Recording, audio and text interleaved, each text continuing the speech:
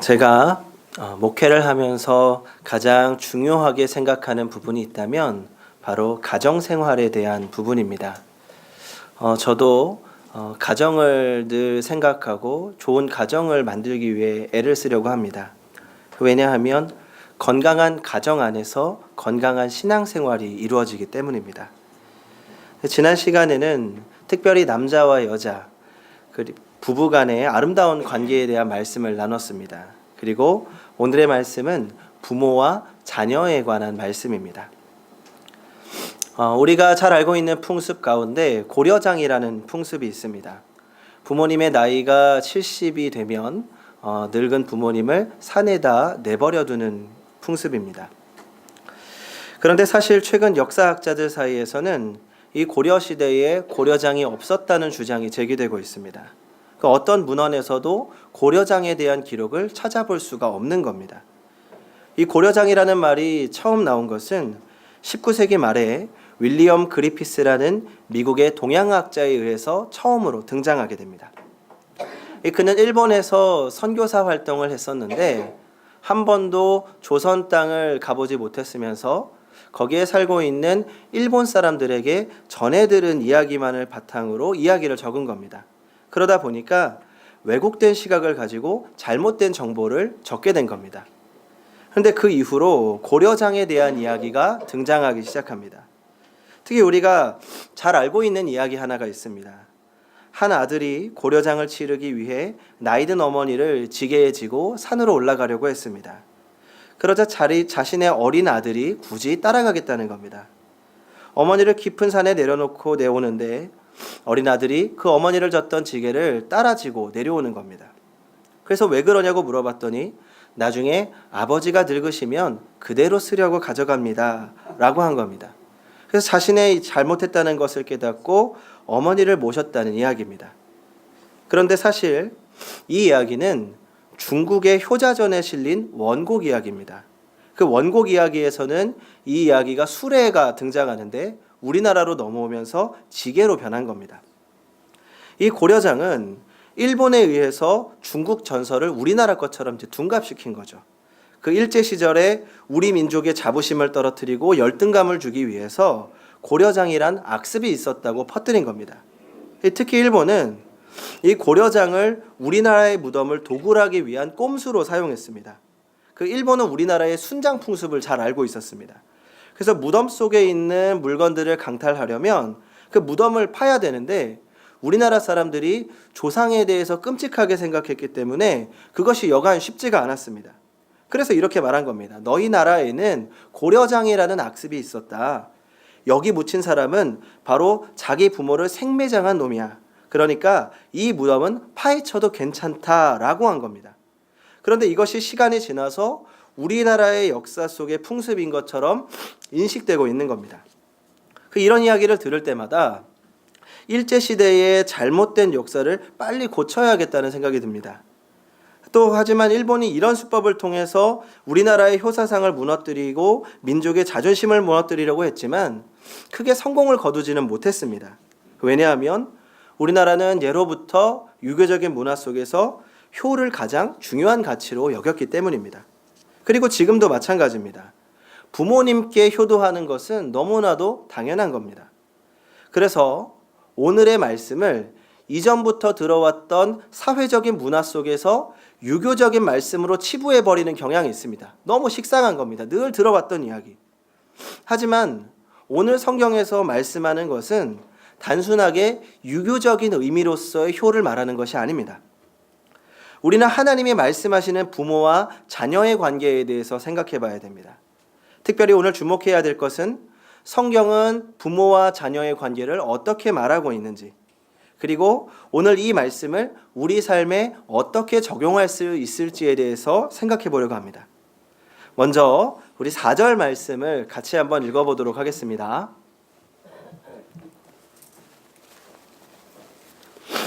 시작. 또 아비들아 너희 자녀를 노엽게 하지 말고 오직 주의 교훈과 훈계로 양육하라. 아멘. 오늘 본문을 제가 1절부터 읽지 않고 4절을 먼저 읽었습니다. 왜냐하면 이 부분이야말로 유교적인 가르침과 가장 크게 다른 부분이기 때문입니다. 그 유교 시대의 부모의 역할은 대체적으로 기본적인 예절이나 행동거지에 대한 교육을 하는 것이었습니다. 그러다 보니까 아무래도 자녀들을 혼내는 경우가 굉장히 많았던 거죠. 그 정해진 유교적인 문화의 틀 속에서 그 틀을 벗어날 때 야단을 치거나 고쳐서 아이들을 바로잡는 겁니다.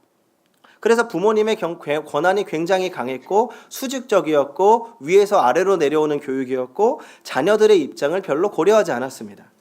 그런데 로마 시대에도 우리나라의 옛날 유교 시대와 정말 비슷한 점이 많았습니다. 그 아버지가 절대적인 권한을 갖고 있었습니다. 그 권한은 자식을 내다 버리고 죽일 수 있는 권한까지였습니다. 그 어느 정도였냐면 그 만약에 어머니가 아이를 낳아서 아버지에게 보여줬는데 아버지가 그 아이를 받아서 들면 그 아이를 계속 키우는 것이고 만약에 기형이나 아니면 다른 이유로 인해서 그 아이를 받지 않으면 아이를 들지 않으면 그 자리에서 죽일 수도 있는 겁니다. 그 자식이 마음에 들지 않으면 그 자식은 살 수가 없습니다. 자식들은 숨소리도 내지 못하고 아버지의 말이 곧 법이었습니다.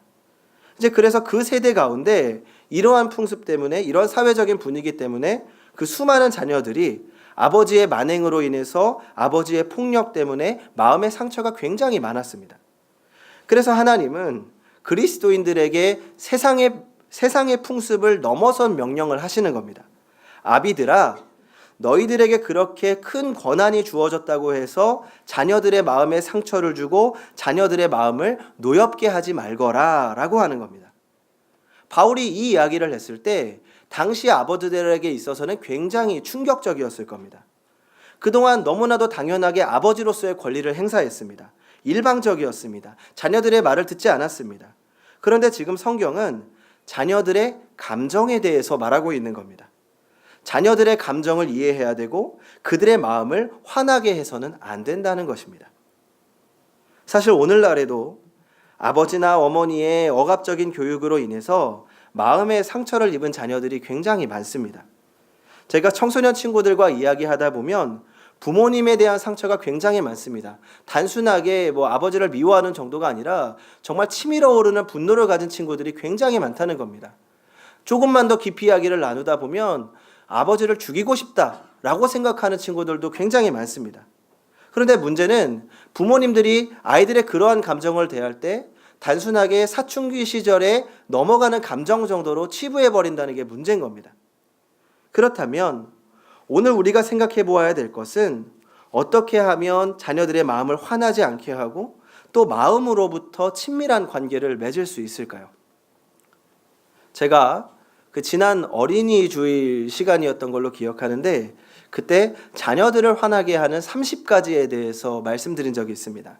제가 다는 아니고 몇 가지만 말씀드리겠습니다. 그 중에서 고함치는 것, 무시하는 것, 화를 내며 훈육하거나 때리는 것, 아이의 필요를 고려하지 않는 것, 비교하거나 편애하는 것, 날카로운 목소리로 말하는 것, 거짓말하는 것, 프라이버시를 인정하지 않는 것, 능력 이상의 지나친 기대, 신뢰하지 않는 것, 늘 부정적인 면만 보는 것, 실수하면 자꾸 말하는 것, 이런 것들이었습니다. 혹시 기억하십니까? 기억 안 나죠? 그런데 저도 잊어버리지 않기 위해서 설교를 하고 나서 제가 말을 했으니까 지켜야 되지 않습니까? 설교를 하고 나서 한번 좀 다시 읽어봤습니다. 돌이켜서 생각해 보니까 이런 마음이 드는 겁니다. 이건 자녀들만 화가 나는 게 아니라 나도 화가 나는 건데 누가 나한테 고함치면 화가 납니다. 누가 나와 다른 사람을 비교해도 화가 납니다. 그런데 우리는 자녀들에게 굉장히 쉽게 하는 것들입니다. 왜요? 자녀를 온전한 인격체로 생각하지 않기 때문입니다. 아직 완성되지 않았다고 생각하고 부족하다고 생각하기 때문입니다. 하지만 우리의 자녀들도 우리와 똑같은 감정을 가지고 있다는 것을 늘 기억해야 합니다. 자녀들에게 하지 말아야 될 것들 30가지 굳이 외우실 필요 없습니다. 내가 기분 나쁜 건 우리 자녀들도 똑같이 기분 나쁘다는 것만 기억하시면 되는 겁니다. 그리고 성경은 자녀들에게 해야 될 것 한 가지를 말씀하고 있습니다. 오직 주의 교훈과 훈계로 양육하라. 이 양육하라라는 단어의 이미지는 시편 23편에 나타나는 양을 돌보는 목자의 모습을 상징합니다. 사랑과 친절과 따뜻함으로 그들을 인도하는 것입니다. 아버지의 따뜻한 품을 아이들이 기억할 수 있도록 그들을 양육하는 것입니다. 특별히 오늘 말씀은 자녀들을 주의 교훈과 훈계로 양육하라고 말씀하고 있습니다. 이 말씀을 단순하게 자녀들에게 성경 말씀을 가르치고 교회에 보는 것 혹은 훈계라고 했으니까 잘못된 것을 지적하는 것으로 생각해서는 절대 안 됩니다. 우리는 이 교훈과 훈계에 대해서 생각할 때 예수님께서 그 제자들을 양육하셨던 방법을 기억해내야 됩니다. 주님은 말로만 가르치지 않으셨습니다. 말씀하신 것을 몸소 실천하면서 보여주셨습니다. 그 모습을 본 제자들이 자연스럽게 예수님을 닮아간 것입니다. 예수님이 이 땅에 사람의 모습을 입고 오신 이유 중에 한 가지는 바로 하나님의 모습을 보여주기 위한 것입니다. 보면서 자연스럽게 본받는 겁니다. 자녀를 교육하고 훈계하는 가장 좋은 방법은 부모가 먼저 주의 교훈과 훈계로 양육을 받는 것입니다. 그리고 그 모습을 우리의 자녀들이 따라가는 겁니다. 크로프트 펜츠라고 하는 사람이 쓴 시가 있습니다. 모든 아빠에게 하는 시라는 제목입니다. 제가 한번 낭독해 보겠습니다. 작은 눈들이 있다. 밤낮 당신을 지켜보는 작은 귀들이 있다. 당신이 말하는 모든 말들을 재빨리 흡수하는 작은 손들이 있다. 당신이 말하는 모든 것을 열심히 하고 싶어하는 그리고 작은 소년이 있다. 언젠가 당신과 같은 사람이 되고자 꿈을 꾸는 당신은 어린아이의 우상, 당신은 지혜 중 가장 지혜로운 자. 그의 작은 마음은 당신에 관해 어떤 의심도 하지 않는다. 그 아이는 당신을 헌신적으로 믿고 당신이 말하는 모든 것을 가슴에 품는다. 그 아이는 당신처럼 말하고 행동할 것이다. 아이가 당신처럼 어른이 되었을 때 당신은 매일 본이 된다. 당신이 하는 모든 일에 어른이 되기를 기다리는 어린 소년이 있다. 당신처럼 되기 위해. 성도 여러분, 오늘 성경에서 말씀하고 있는 부모의 모습을 기억하시기 바랍니다. 유교적인 전통성에 묶여있는 부모의 모습이 아니라 하나님의 대리자로서 자녀의 감정을 이해하며 신앙의 본을 보이는 부모가 되어야 하는 것입니다. 이제 우리가 살펴보아야 될 것은 우리가 자녀로서 어떻게 부모를 섬겨야 하는지에 대한 말씀입니다. 그 앞서서 말씀드렸다시피 부모님께 효도해야 된다는 것을 모르시는 분들이 없습니다. 물론 효도에 대해서는 여기 계신 분들이 모두가 생각이 다를 수 있습니다. 자식으로서 돈을 많이 벌어서 부모님께 맛있는 것을 사드리고 좋은 차들을 사드리고 좋은 집에서 살게 하는 것, 이렇게 할 수 있습니다. 방법은 여러 가지입니다.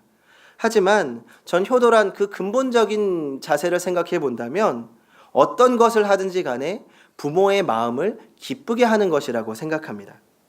우리 오늘 말씀 1절을 같이 읽어보겠습니다. 시작. 자녀들아, 주 안에서 너희 부모에게 순종하라. 이것이 옳으니라. 아멘. 여기서 순종이라는 말은 헬라어로 휘파쿠에테라고 합니다. 좀 어렵죠? 그 휘프라는 말은 밑에서라는 뜻이고 아쿠오라는 말은 듣는다라는 뜻입니다. 그 우리나라 말로 번역할 때 순종이라는 말로 번역했지만 그 직역을 하면 밑에서 듣는다라는 뜻입니다. 그러니까 겸손한 마음으로, 그리고 이해하려고 하는 마음으로, 그리고 들어서 그대로 행하는 겁니다.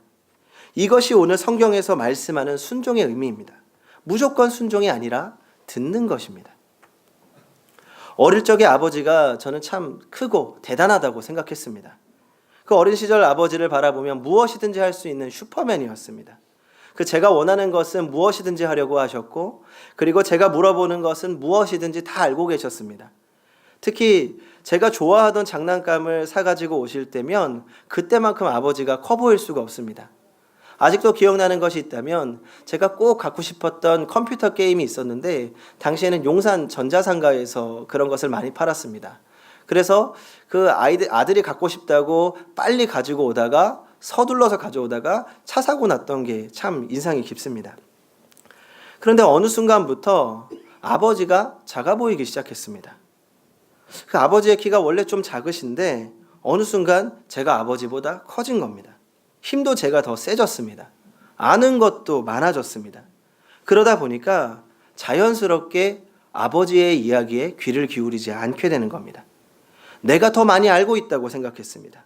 그리고 어느 순간부터인지 제가 아버지에게 물어보는 것이 아니라 아버지가 저에게 물어보기 시작했습니다. 그런데 그게 참 귀찮았습니다. 왜 자꾸 물어보지? 이것도 모르나?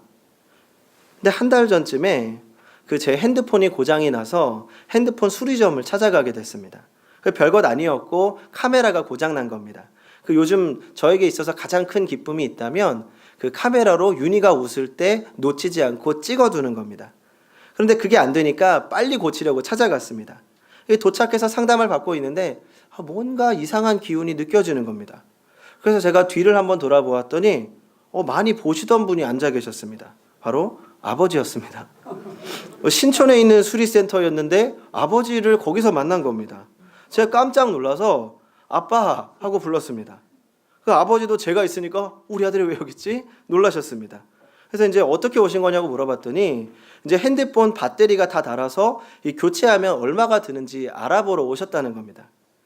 그제서야 얼마 전에 아버지가 핸드폰 배터리가 너무 빨리 닳는 것 같다고 핸드폰을 좀 바꿔야 되는 거 아닌가 이렇게 저에게 물어보셨던 기억이 나는 겁니다. 그런데 그때도 제가 굉장히 무성의하게 대답했던 것이 생각이 났습니다.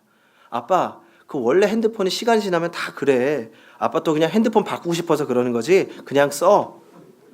그리고 자세하게 어떻게 해야 되는지도 말해주지 않았습니다. 제가 그렇게 이야기해놓고서 또 아버지가 나름대로 혼자 알아보다가 또 물어서 핸드폰 수리센터까지 찾아와서 혼자 앉아 계신 걸 보니까 순간 너무 속상한 겁니다. 그 이야기를 들어보니까 또 혼자서 버스 타시고 다리도 그렇게 썩 좋지 않으신데 한참 걸어서 찾아오신 겁니다. 괜히 미안하고 속상한 마음에 아버지한테 좀 따지듯이 물었습니다. 아빠, 아니 출발하기 전에 한번 나한테 더 물어보지. 만약에 물어봤으면 나도 어차피 올 거였는데 같이 차 타고 편하게 왔을 거잖아. 그랬더니 아버지가 하시는 말씀이 야, 너 바쁜 거 아는데 괜히 시간 뺏길까 봐 그랬지 라고 대답하시는 겁니다. 그 순간 아버지 앞에는 내색하지 않았지만 참 제가 못났다는 생각이 들었습니다.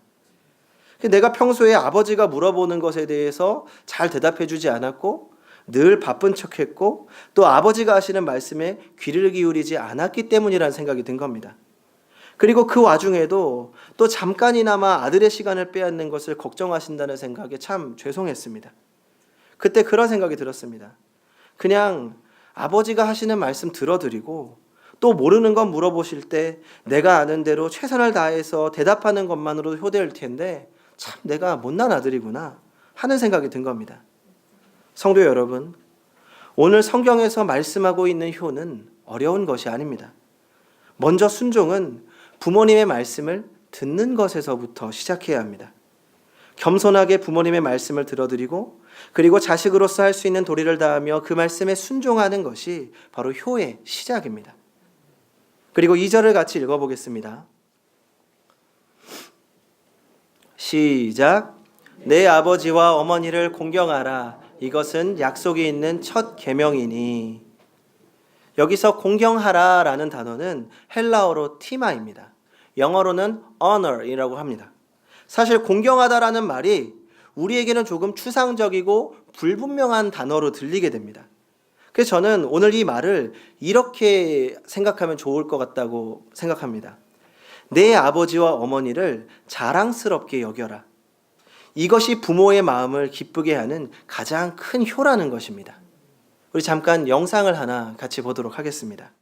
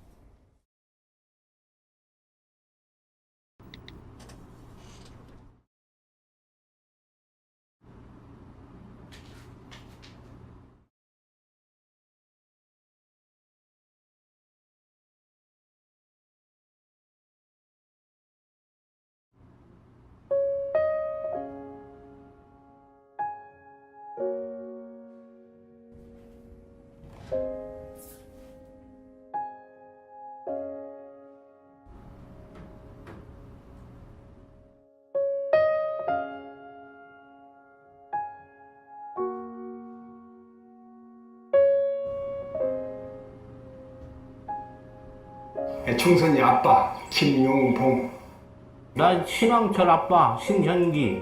이영근입니다. 큰아들이. 저 영우 아버지 되는 사람입니다. 조유섭 아빠, 진영이 아빠. 성함은 김성복. 생각나지요. 그 아들, 딸만 낳다가 아들 가졌는데 요번에도 딸이 못 갈까 했는데 네 엄마, 아빠, 동생한테 신경 써주고 고맙고. 부모로서 이렇게 뭔가를 충분하게 해줘야 되는데 그런 것도 못 해주고 그래서 참 마음이 아픕니다.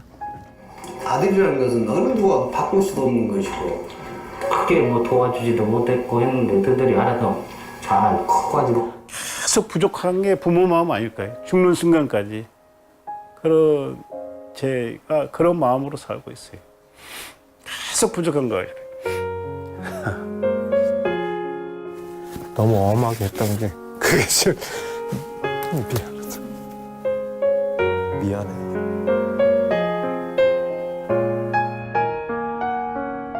항상 내가 부족하고 항상 미안해요. 걔한테는. 미안하다 참. 모든 것이 부족하고 못 가르치고